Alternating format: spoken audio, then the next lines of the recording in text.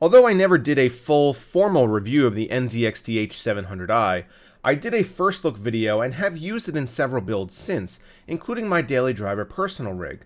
It's one of my favorite cases from the past year, and now is joined in the lineup by the Mini ITX H200i. Does the similar design hit the right notes when miniaturized?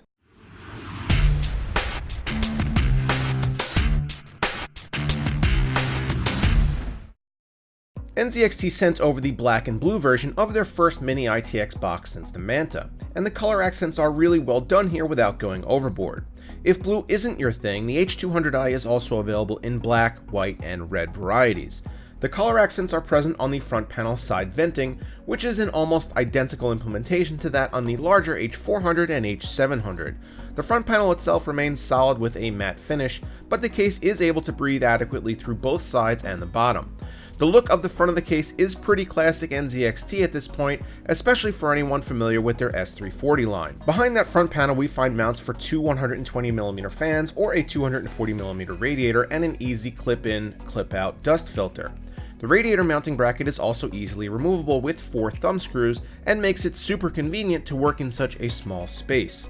Touches like these are what makes for an excellent build experience and minimizes frustration that sometimes comes with working with the ITX form factor. On the bottom of the chassis we find the second dust filter, easily removable by sliding it out to the rear.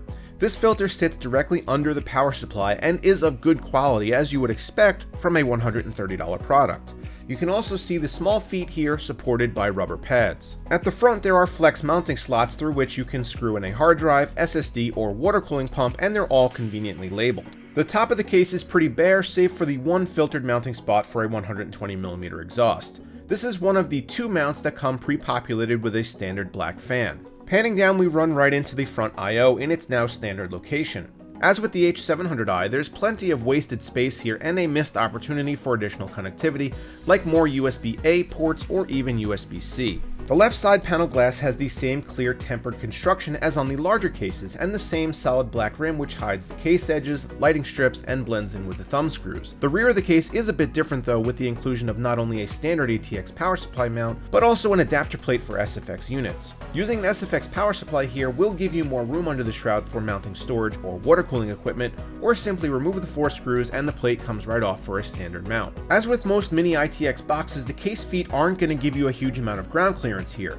Most cases of this size are put on desks, but just be sure to keep the area clear so there's room for it to breathe. The colored accent bar pulls double duty here as both a way to hide cables and a way to mount a reservoir if you go that route.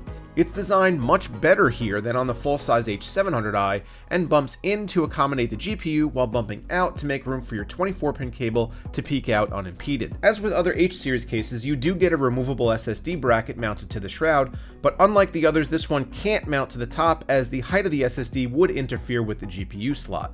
The right side panel doesn't pop off with that same one button as on the H700i, but you still do get plenty of cable routing options here and similar plastic channels for all relevant wiring. There are also 2 more SSD mounts on a plate behind the motherboard. Here's where this case gets the I portion of its name, the included intelligent lighting and fan control unit. Dubbed the Smart Device by NZXT, it's configurable through their CAM software and has 3 fan channels and an included splitter, meaning that you can load up this case with fans and this one unit can control all of them. It also can run up to 4 Hue Plus LED strips or 5 Air RGB fans through the lighting channel, and the case includes a built-in RGB strip at the top to get you started. I tossed in a few more down at the bottom just for good measure, but how you use this will be up to you. You could even unscrew it and remove it entirely if you'd rather handle things differently. Building in the H200i was a simple and straightforward experience with many of the expected Mini ITX pains minimized or removed. There are very few size restrictions here, so with the obvious exception of a Mini ITX motherboard, all the rest of your standard gear should play just fine.